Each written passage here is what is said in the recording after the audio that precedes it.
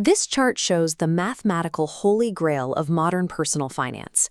If a 25-year-old invests exactly $500 a month, every month, and averages a 7% return, that line scales up to over $1.3 million by age 65.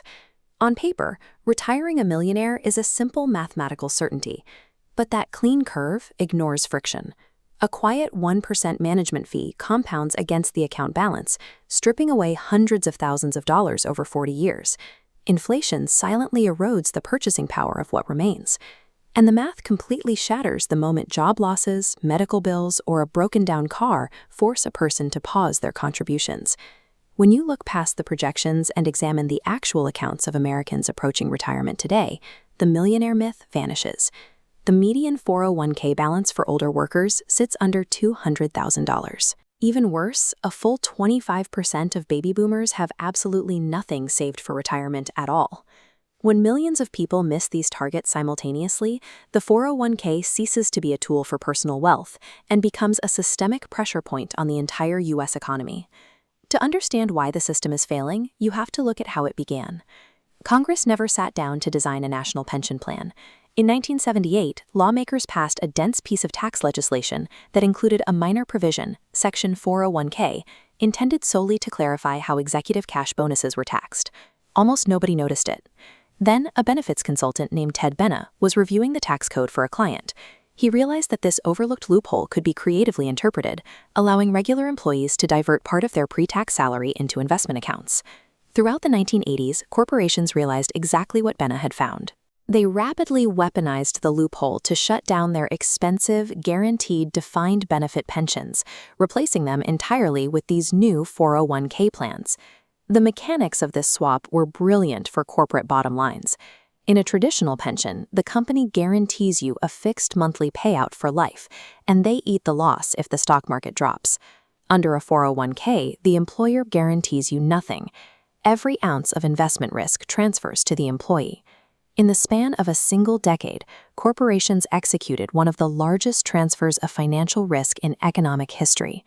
They took an entire generation of everyday workers, teachers, mechanics, and middle managers, and turned them into amateur day traders responsible for their own financial survival. Today, the participants of that experiment are cashing out. 10,000 baby boomers reach retirement age every single day. As a cohort, they hold $78.5 trillion in accumulated wealth, making them the richest retiring generation on record. When you unleash trillions of dollars from dormant retirement accounts into the active economy, you inject enormous spending power. Retirees are using that capital to buy waterfront real estate with cash, book luxury travel, and consume vast amounts of healthcare. They are flooding the market with raw demand. But there is a second half to that equation. The exact same demographic shift that is injecting demand is also removing supply. Between 2020 and 2023, millions of experienced workers permanently left the labor force. Businesses suddenly found themselves competing for a shrinking pool of staff, forcing them to hike wages and then raise their prices to cover those new labor costs. This demographic collision provided the structural engine for the historic 8% inflation spike of 2022. The 40-year high in prices was the direct result of a population shift that occurred almost overnight. The government accidentally poured fuel on that fire. In 2023, Social Security recipients received an 8.7% cost of living adjustment. That massive payout hit bank accounts just as the economy was naturally trying to cool down, giving retirees even more ammunition to keep spending. The boomer retirement wave destabilized the economy by maximizing consumer demand while simultaneously choking the labor supply required to meet it.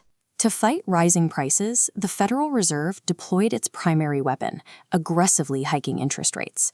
The goal of a rate hike is simple: make borrowing so expensive that consumers are forced to stop spending. The fatal flaw of this tool is that it requires the target to hold debt. Raising rates successfully paralyzes anyone who relies on a mortgage to buy a house, an auto loan to buy a car, or credit cards to float their groceries. But the policy completely missed the demographic driving the inflation. Most retirees own their vehicles. Nearly 80% own their homes outright or have minimal mortgage balances. And crucially, they hold massive reserves of liquid cash. This chart compares the yield on cash savings. For a decade, retirees earned almost nothing on bank balances. But when the Fed hiked rates, those accounts exploded to 5, 6, and nearly 10% yields on government bonds. A retiree with $500,000 in cash went from earning $2,500 a year in interest to $25,000. This created two completely separated economic realities. Young workers were priced out of home ownership by 7% mortgages, while cash-rich retirees, now earning massive passive income on their savings, simply bought properties with cash, keeping housing prices permanently elevated. The medicine meant to cure inflation actively generated massive passive income for the wealthy retired population, while simultaneously paralyzing the financial progress of the generation working beneath them. A common defense of this system is that everything will balance out eventually. The assumption is that the $78.5 trillion held by baby boomers will simply trickle down, saving millennials and Gen Z through inheritance. That assumption ignores the brutal reality of the American healthcare system. Assisted living, memory care, and terminal illness can quietly drain $10,000 a month from a retiree's portfolio. Several years of end-of-life care will easily incinerate hundreds of thousands of dollars that heirs expected to receive. What survives the medical system is then eroded by government policy. Remaining assets are split among multiple heirs, whittled down by legal fees, and subjected to the Secure Act, a law that forces non-spouses to drain inherited 401ks within a strict, highly taxed 10-year window. Even if a meaningful amount survives, the timing is completely wrong. The average American inherits money at age 51. By that point, the critical years of needing capital to buy a first home or raise young children have completely passed. The 401k framework is remarkably effective at hoarding wealth within a single generation. It systematically fails to transfer that wealth as life-changing capital to the next. For the millions of older Americans who fell through the cracks of the 401k experiment, the situation is dire. Without private investments, they rely entirely on the fragile floor of Social Security, which averages just $22,800 a year. Surviving on that income requires severe sacrifices.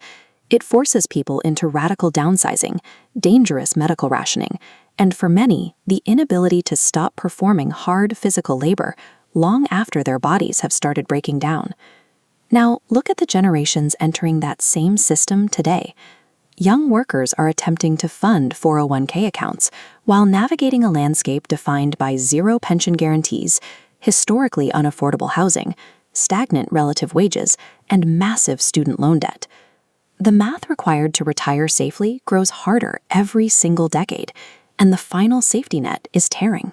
Official projections show that the Social Security Trust Fund faces structural exhaustion by the mid-2030s, meaning younger generations may not even receive the meager baseline that today's poorest retirees rely on. The 401k was an accidental experiment. It heavily rewarded a specific demographic who entered it early, during a period of stable careers and affordable housing. But for everyone following them into a more expensive, pension-free world, America hasn't solved retirement. It simply guaranteed a structural crisis.